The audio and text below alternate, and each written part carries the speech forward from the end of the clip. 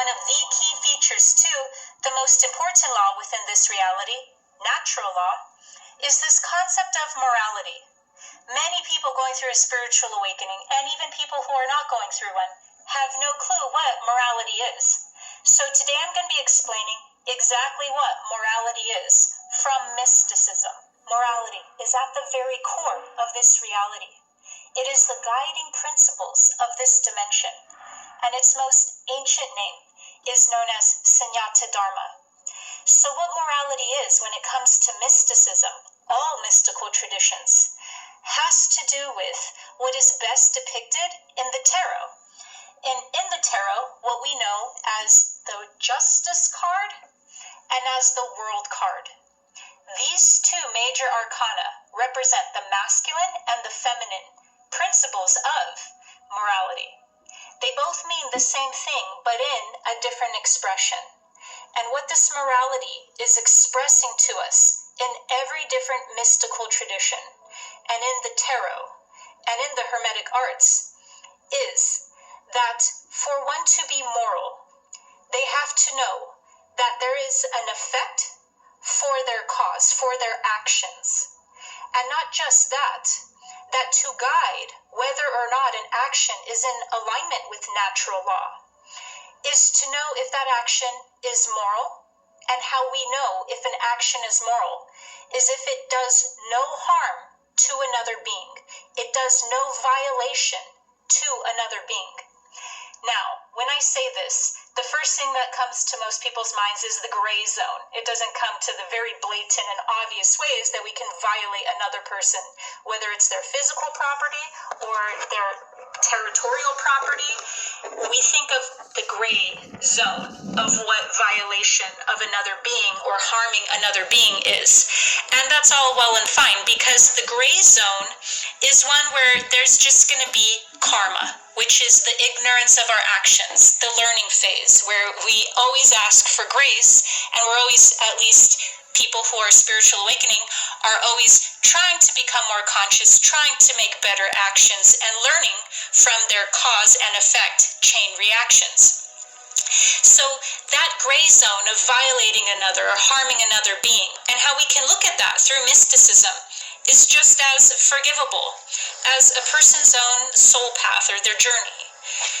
But when it comes to the guiding principles of this reality, would you want there to be no natural law? Would you want there to be no universal consciousness that has an actual preference and bias towards good, towards beauty? No, you would not want that. And so when it comes to natural law, we're not looking at this gray area that is forgivable or a person's own journey of becoming awakened or conscious. What we're looking at are the blatant forms of violation of all beings. And that is what the deepest, most esoteric meaning to the Justice card in the tarot represents. It is natural law communicating to us through that archetype that no matter what we think will lead to a moral action, there is such a thing as right and wrong, no matter what we want to be right or wrong. So it doesn't matter from a cosmic, universal consciousness perspective, whatever we make up is right or whatever we make up is wrong. Moral relativism is not going to manipulate cosmic consciousness into convincing it that it was a correct and aligned and right action, no matter how much we want to think that we can make up our own right and wrong. The Justice card in the tarot says, do whatever you want in this reality, but there are consequences. There is a cause and effect. There is a karmic chain if you harm or violate another being as you are expressing yourself or as you are being however you want to be. And that is the ground rules of this reality. So a lot of times what we do is we try to come up with a bunch of our own toxic judgments or our own conditioning and then project that onto morality. And then we start trying to distort or manipulate morality into what we want it to be, into our own belief systems, so that then we can go around judging everyone and calling everyone else not moral. When in reality, morality is actually not a prude.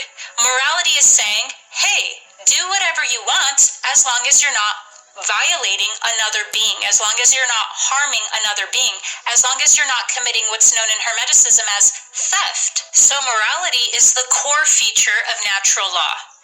And what morality is overseeing is our freedom and our personal sovereignty. The opposite of freedom and personal sovereignty is to commit theft. Theft does not mean that we stole food because we were hungry or anything else of a gray nature. The esoteric meaning of theft is when our spiritual property is being coerced or violated. And our spiritual properties, according to natural law, is our life, our rights, our freedom, and our physical body. All of these are called will. So these are our will. When we use our will to overpower another person's will, that is an unmoral act. If we want to get technical, that is the esoteric definition of evil. Open yourself up to the great possibilities that are within Will. That is an unmoral act, also known as evil. So, morality is the force that is overseeing theft, because theft is what creates evil. And evil is an action that is based on coercion, force, or slavery. Another way of saying all of this is love is freedom and evil is force. So, we know there's a gray space of nuance between harming another being and how our actions, if they're rooted in a place of ignorance, are innocently enough or not innocently enough going to create more cause and effect that we will get reflected to us. That is a more forgivable place to be in than being an outright immorality. So being in immorality is where we are inflicting our will onto another, where we are violating another being in some way. And that is what the justice card represents. It represents no matter what you think is right or wrong, there is a universal principle of what is correct action, which is not harming someone or a being, versus incorrect action, which is violating a being. And should we choose to create actions that harm another, we will answer for those, no matter what we think that we will get away with it. If we shape our belief systems to believe in some way that taking another person's property, whether that's another person's human rights, whether that's their choices over their property and their life. Now, children are protected by natural law, but they cannot make adult choices over themselves the way adults can. If they did, then this too would be an abuse of natural law, since children are in an esoteric state known as nations. So morality is about allowing others to live and let live. And what you will see is that this naturally produces order, because freedom is the order of the cosmos. That's what order means when we are talking about chaos and order. Order is the force of love that leads to freedom, and chaos is the force of fear that leads to control. To violate another being's spiritual property, or even by trying to mandatorily force another being into making a decision, there are absolutely consequences from a universal consciousness perception. When we are applying force, when we are coercing other beings into either making decisions that we would make, or either trying to get and force another being to do something. And so when we're looking at morality, what we're looking at is not just violating another being or harming them. Even deeper than that, it is this concept of coercion. And what you will notice when you are going through a spiritual awakening is a constant theme of coercion? Am I forcing other beings to share the same values as me? Am I oppressing other beings for not sharing the same values as me? Am I being forced, coerced, and oppressed in some way to having to take on the same decisions or values by power structures? We have to notice when coercion is taking place. But the funny thing about noticing when coercion is taking place to us is that we tend to not realize when we are doing the same thing to others. And so what we do is perpetuate a time-space reality where we're having us be inside some way that coercion is taking place to us on a collective level. But morality is not this flippant force that favors one person's bias and distortions over another person's bias and distortions. Instead, morality has a bias, and it doesn't have to do with anyone's personal bias. What it has to do with is the bias of universal consciousness, which is towards right action, or what we would call good or beauty. And right action, there absolutely is such a thing as taking right action, and there is absolutely such a thing as taking wrong action. This is why a logos comes into this reality in the first place. It's to remind and awaken people into such a thing as there being good and bad. I know that that is a controversial topic, especially with beings who have a very high level of consciousness and are operating on a high frequency, because we're operating now from the state of non-duality. But even non-duality is not against and not aware that there is such a thing as right and wrong. You can maintain that level of discernment, that ability to perceive accurately and to perceive truth, even in non-duality. And so when it comes to morality, now what we have is the living, breathing action, because that's what morality is. It's not a concept, it's not a thought.